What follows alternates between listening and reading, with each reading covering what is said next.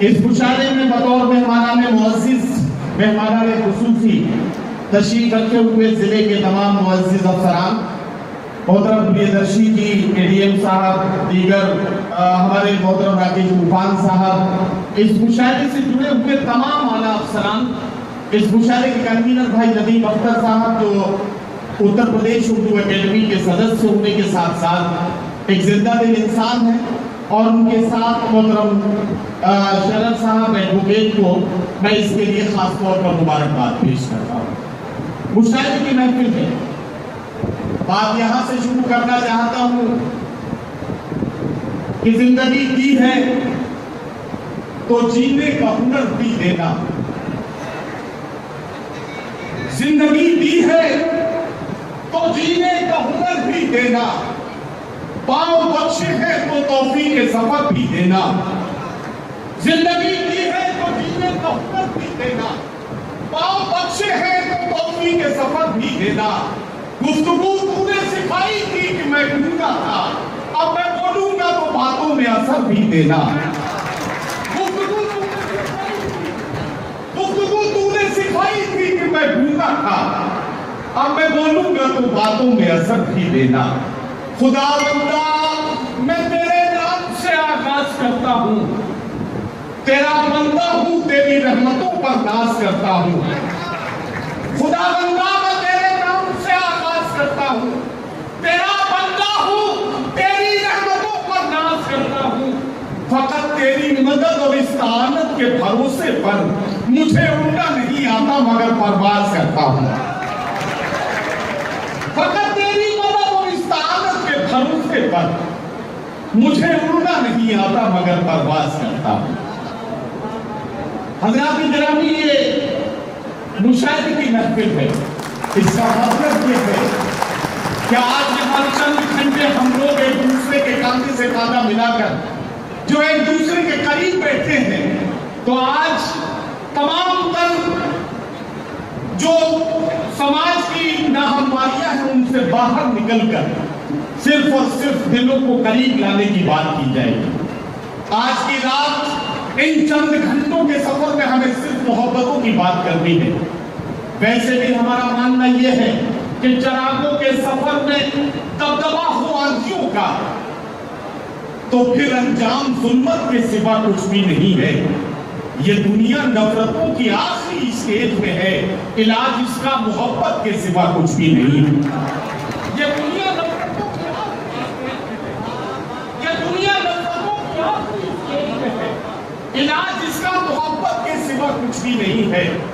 اور محترم راکیش طوفان صاحب، پریدرشی جی اور ہمارے تمام افسران، میں آپ سب کو شریک کرتا ہوں، یہ دعویٰ ہم صرف کہنے کے لیے نہیں کہتے ہیں، یہاں سے وہاں تک، ادھر سے ادھر تک سارے لوگوں کو شریک کر کے اس پیغام کا دوسرا حصہ سناتا ہوں۔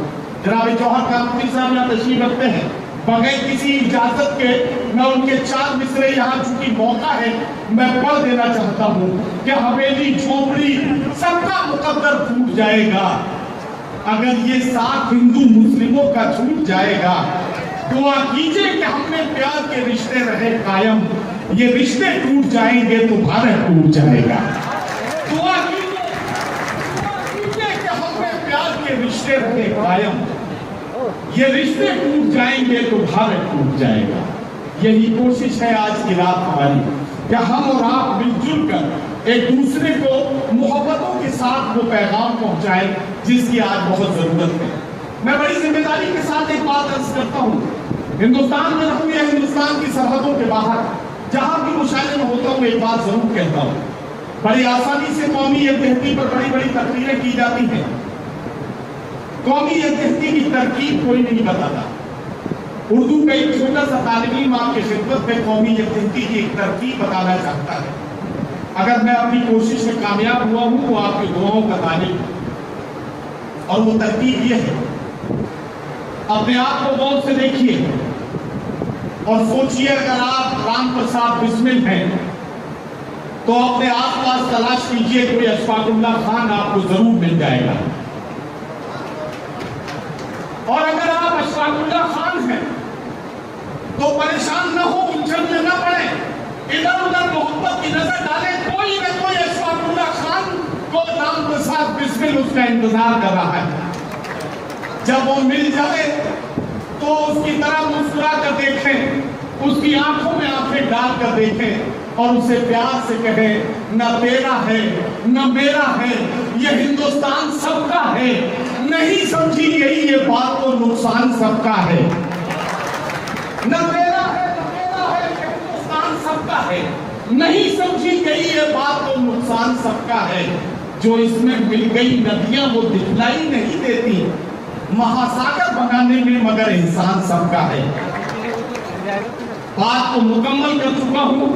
आखिरी 4 मिसरे पढ़कर इस मुशायरे का मिशन एक अलम के तौर पर आपकी खिदमत में पेश करता हूं। उसके बाद पहले शायर से मुलाकात कराऊंगा।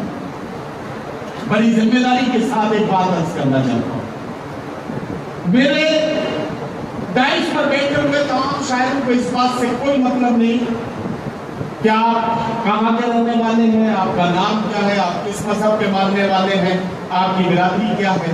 जाहिर है कि हम लोग आज की रात चंद घंटों आपके मेहमान हैं, लेकिन एक बात से हमारा जरूर मतलब है, और वो मतलब ये है कि हम जो बात आपसे कहने आए हैं वो आप तक अच्छे से पहुंचा पा रहे हैं या नहीं पहुंचा पा रहे हैं, इस कोशिश को हमें जरूर देखना है।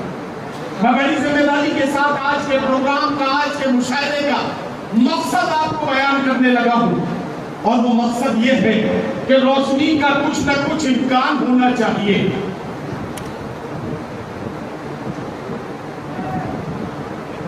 कोई बात नहीं, कोई बात नहीं। और लाएंगे कुछ, इधर ऊपर भी लाइएगा। मैं आखिरी 4 लाइनों में मकसद बयान कर रहा हूं मुशायरे का। रोशनी का कुछ न कुछ इम्कान होना चाहिए। बंद कमरे में भी रोशनदान होना चाहिए। हिंदू मुस्लिम आपके माथे पे चाहे जो भी हो, आपके सीने में हिंदुस्तान होना चाहिए। यह है आज के मुशायरे का मकसद। जिस मकसद के इर्द गिर्द ये मुशायरा अपनी मंजिल तक पहुंचेगा। मैं वैसे भी सारी रात आपसे बात करूंगा, इसलिए इस वक्त बहुत ज्यादा बात करके अपने आप को आगे को खतरे में नहीं डालना चाहता, और चाहता हूं कि मुशायरे के सफर को शुरू कर दिया जाए। बुलंदशहर में ये बताने की बिल्कुल जरूरत नहीं कि मुशायरों की अपनी रिवायत और तरीका ये है कि यहाँ नाते रसूल मकबूल सल्लल्लाहु अलैहि वसल्लम के शेर पढ़कर मुशायरों का आगाज किया जाता है।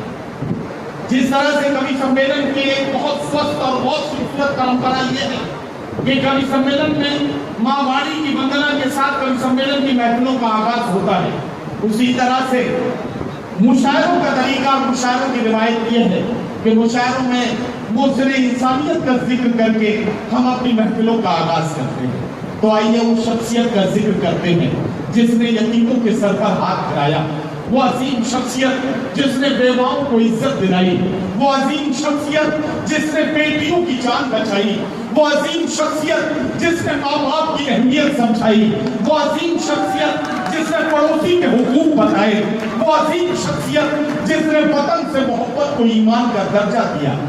ऐसी अजीमुल मर्तबा शख्सियत का जिक्र करते हैं और अपनी महफिल का आगाज करते हैं। 4 मिसरे पढ़ रहा हूं और इन मिसरों की चमक बुलंदशहर के अच्छे लोगों आपकी आंखों में देखना चाहता हूं। यहां से पहले शायर को बुलाऊंगा जो नाते पाक के चंद शेर पढ़ेंगे। मेरी मुट्ठी में है कुछ खाक उनके आस्ताने की, मेरी मुट्ठी में है कुछ खाक उनके आस्ताने की, ज़माना अब करे हिम्मत मेरी कीमत लगाने की। मेरी मुट्ठी में है कुछ खाक उनके आस्ताने की, ज़माना अब करे हिम्मत मेरी कीमत लगाने की। मैं मर जाऊं तो फिर खाके मदीना मुंह पे मल देना, यही बस एक सूरत है खुदा को मुंह दिखाने की। आइए बारगाह रिसालत